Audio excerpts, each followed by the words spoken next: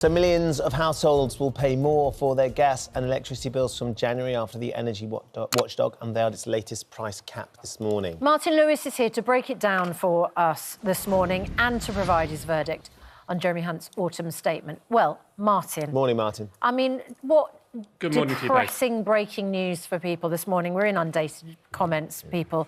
You know, any measure that perhaps the Chancellor might have announced yesterday in order to make people feel better this morning feels like it's knocked out of the water by the fact that people's energy bills are going up again.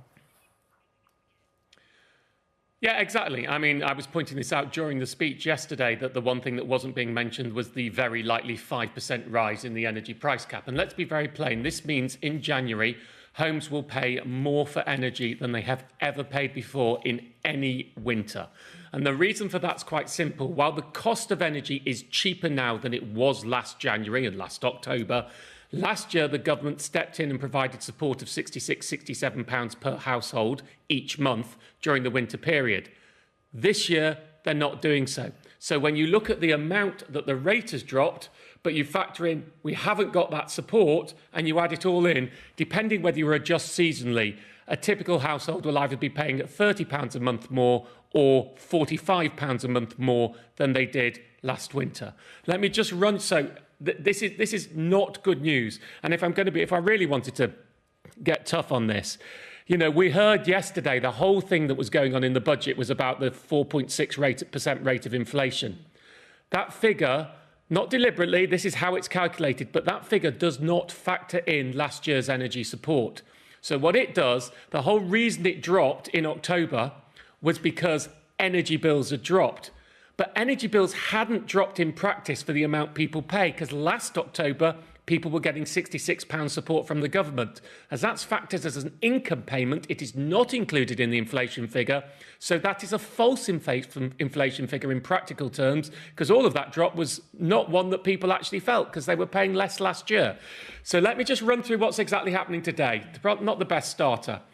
So we have an announcement of what the price cap will be that affects over 20 million homes in England, Scotland and Wales from the 1st of January. The easiest figure is it is going up by 5%. So for every £100 you pay now, you will be paying £105 in January.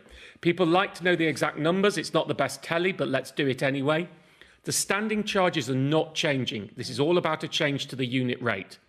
Electricity costs for a typical direct debit home will be going up from 27.35 pence per kilowatt hour to 28.62 pence per kilowatt hour. That's a 4.6% rise.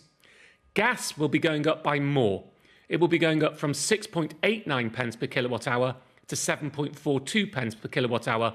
That's a 7.6% rise. So those who will be hardest hit are those homes that use gas and have higher usage. Lower usage homes and electricity-only usage homes will not see the same scale of rise. That is the big summary. My big warning now over the next few months, keep an eye on your direct debits. Energy firms will start to put them up relatively soon, and make sure you go online and do a direct debit check to see whether the direct debit you are being given by the energy firm is correct. If you are heavily in credit and they're asking you to pay too much, then under energy firms' terms and conditions, their licence agreement, you have a right to ask for a lower direct debit. Oh, Martin, look, can you just... you're breaking it down in very simple terms, which is incredibly useful. Just to emphasise, this is a cap on the price you pay per unit of energy. So, you know, but the more energy you use, the more you will pay, of course. When does it start? When is the price cap likely to come down? And should people start looking to switch their energy provider? Are the energy companies going to start to bring in better, more competitive deals? It starts on the 1st of January and it lasts till the end of March. The current prediction is prices will drop in March by about 4 or 5%. They will drop again when we come to July, and they will go up the following October. But that is crystal ball gazing. Yeah. This is the only figure we know is it's going up by 5%. What was the next element of the question? Forgive me. Is it worth changing people provider? Now? Yeah, looking around. Are the providers getting more competitive? I was quite surprised that in the statement from Ofgem, he says we're starting to see the start of competitive and switching, and that there are cheaper fixes and there are cheaper other deals out there. Well, that feels to me, saying competition started is a bit like watching Usain Bolt run the 100 metres by himself and saying, look, we've got competition again.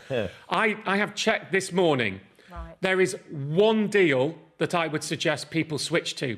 That is for existing customers of E.ON Next. It has a tariff which locks in at 3% under the price cap for the next year, so you'll pay less than the price cap.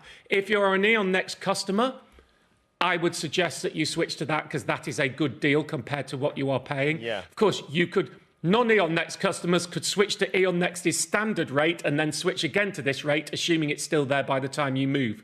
As for cheap fixes on the market, there are no cheap fixes available that I would consider that do not involve you having to switch all your other utilities as well right now. The cheapest fix out there available across the market is 4% more than the current price cap. Right. And on my numbers, based on the current predictions, you wouldn't want to be locking in on more than 1% above the current price cap. Okay. So for me, it doesn't seem worthwhile at the moment. I mean, there are some tariffs out there, but we're nothing like it used to be. Nothing like it used to be. Martin, I know that we're going to have to let you go very shortly. Can we just get some thoughts on what you did hear in the autumn statement yesterday? From your perspective, the winners and the losers, and we're going to be speaking to the Chancellor very shortly, whether there's any questions you'd like us to put to him. Oh, how long have you got? First thing I'd say, how you analyse yesterday's budget depends whether we wear blinkers or not.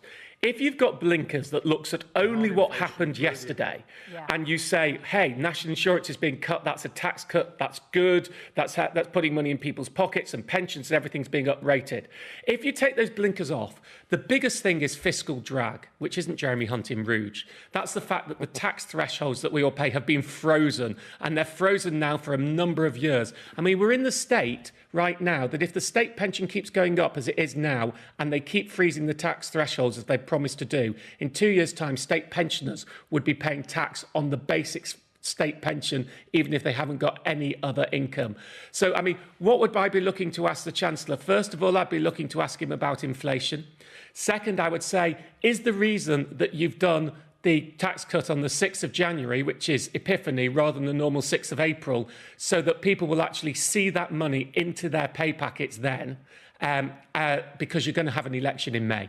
I mean, that's what it signalled to me. Why have you done it in January? Because there's an election in May and people want to see the increase in their pay packets. But finally, I'd say, isn't this all smoke and mirrors? Because the truth is, the reason the tax burden's going up, the reason the government's taking in more money, the reason there's less money in people's pockets is because you have frozen all of the tax thresholds. And that fiscal drag actually means, while you're saying taxes are going down, if you look at it without the blinkers on, they're going up. Martin, thank you. We never have enough time. We do appreciate you joining us this morning and giving us your thoughts. I can hear the voices going as well. So clearly you've been doing a lot of analysis and a lot of talking. So try and have a sort of bit of a cough lozenge or something, because I know it's not going to get quieter for the next few days. Day after we got a budget and then a price cap announcement. I had my show the day before. Yeah, a lot of talking this week. Yeah. It's good to see you. Nice to see you. Right. We will put those points to Jeremy Hunt when we speak to him.